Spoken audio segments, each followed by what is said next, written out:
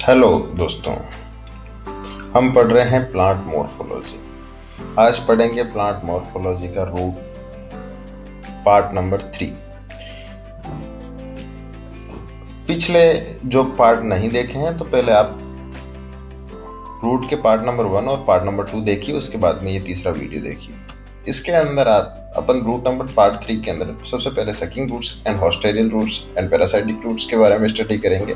Parasites plants roots enter into the stems and host plants and absorb the nutrient from the host। अपन सीधी सी भाषा में उनको ये कह सकते हैं कि इनके अंदर होस्टेरिया पाए जाते हैं या ऐसे रूट पाए जाते हैं, वो रूट डायरेक्ट एंटर करते हैं जो उनका होस्ट प्लांट होता है उसके फ्लोएम के अंदर, और उसमें से फ्लोएम में से जो सुक्रोज होता है उसको डायरेक्ट एब्जॉर्ब कर लेते हैं अपने फूड के अंदर।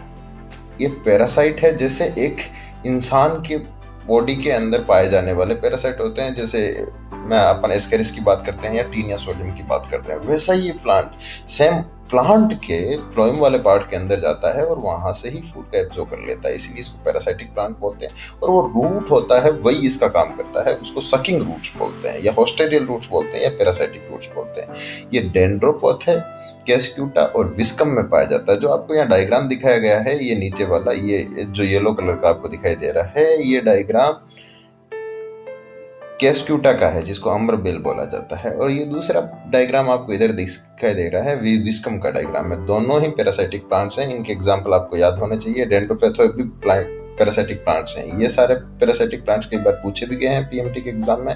आगे अपन यहाँ पे बात करते हैं एसिमिलेटरी रूट्स की। एसिमिलेटरी रूट्स वो रूट्स होते हैं जो टीनोस्पोरा के अंदर पाए जाते हैं, और ये सब मर्ज्ड रूट्स होते हैं जो जैसे वाटर वगैरह के अंदर पाए जाते हैं, जैसे Trapa water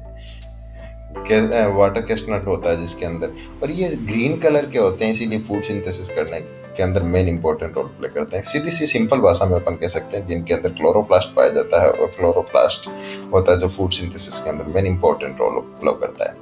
पोडोस्टेमोन्स also has a green assimilatory roots.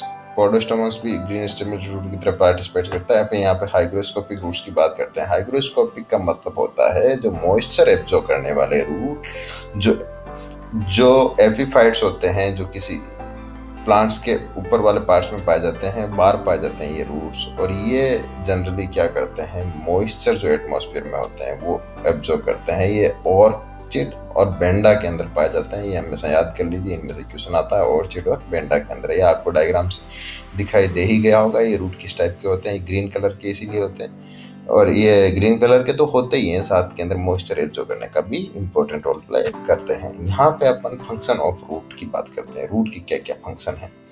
तो एक इम्पोर्टेंट फंक्शन ये होता है कि कोई भी प्लांट का रूट होता है वो उस प्लांट को हमेशा मजबूती प्रदान करता है, फिक्सेशन प्रदान करता है। कहते हैं ना कि किसी चीज की ये जड़ है, तो जड़ होती है वो उस प्लांट मजबूती प्रदान करती है। जिसकी जड़ ही स्ट्रांग है तो वो उसके ऊपर बहुत बड़ा प्लांट खड़ा हो सकता है।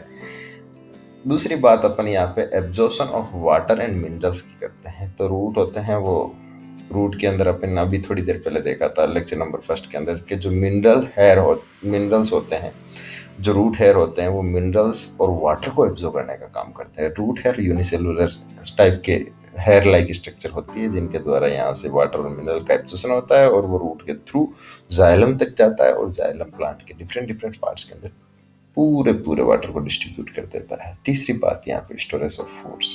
रूट स्टोरेज ऑफ फूड के अंदर मेन इंपॉर्टेंट रोल प्ले करते हैं। जैसे अपन रेडिस देखा, कैरेट देखी थी, सुगर बीट देखा था, या अपन ने जो चुकंदर देखा था, ये सारी चीज़ों के अंदर ये फूड स्टोर करने वाले रूट्स होते हैं। अब यहाँ पे कंडक्शन ऑफ वाटर की बात करते हैं, तो वाटर को कंडक्शन करने का भी ये इंपॉर्टेंट रोल कर रहे हैं। जो वाटर को ले जाते हैं रूट हेयर्स के थ्रू एब्जॉर्ब करते हैं और वहाँ जाइलम तक पहुँचाने का, कंडक्ट करने का काम करते हैं। और कई बार रूट जैसे टीनोस्पोरा, ट्रापा की रूट की बात कर रहे हैं, ये रूट ऐसे होते हैं जो ग्रीन रूट होते हैं। अभी अपन ने पढ़ा ही था, एसिमिलेटरी रूट्स के अंदर आते हैं। तो ये रूट्स फोटोसिंथेसिस के अंदर इंपॉर्टेंट रोल प्ले करते हैं। और जो कई मैंग्रोव रूट्स होते हैं जिन्हें अपने मैंग्रोव प्लांट्स के अंदर देखा था, ये जमीन से निकलकर ऊपर की तरफ तीखे साइड के हो जाते हैं, और ये इंपॉर्टेंट रेस्पिरेशन में इंपॉर्टेंट रोल प्ले करते हैं। तो इसी टाइप से ये रूट तो जो थे वो पूरा एक स्पेसिफिक फंक्शन प्ले करते हैं। और यहाँ पे आपको एक डायग्राम दिखाई दे रहा है। ये डायग्राम मेघालय के जंगलों से लिया हुआ ये चित्र है। इस चित्र के अंदर आपको ये दिखाई दे रहा होगा कि एक बड़ा सा ब्रिज लाइक स्ट्रक्चर बनी हुई है मेघालय के अंदर। वहां पे इतने घने जंगल होते हैं कि एक जगह से दूसरी जगह को जब पार करना होता है तो उनकी जो रूट होती है प्लांट्स की, उनको जोड़ के एक इस टाइप का ब्रिज बना दिया जाता है। और जो ये ब्रिज के द्वारा लोग आते जाते हैं, ये एक प्रकृति का बहुत ही अजूबा है, एक अजीब नमूना है जिसके बारे में आप देख के बड़ी खुशी होती है। और इसके बारे में एक बार 2016 के अंदर आईएएस के अंदर भी क्वेश्चन आया था कि ये कहाँ पे पाया जाता है। तो मैं मनोज खोकर आपसे इसी के साथ मैं रूट के इस चैप्टर में विदा लेता हूँ, और अगले में अपन स्टेम में मिलेंगे फिर। और मुझे उम्मीद है कि आपको ये लेक्चर पसंद आया होगा। धन्यवाद।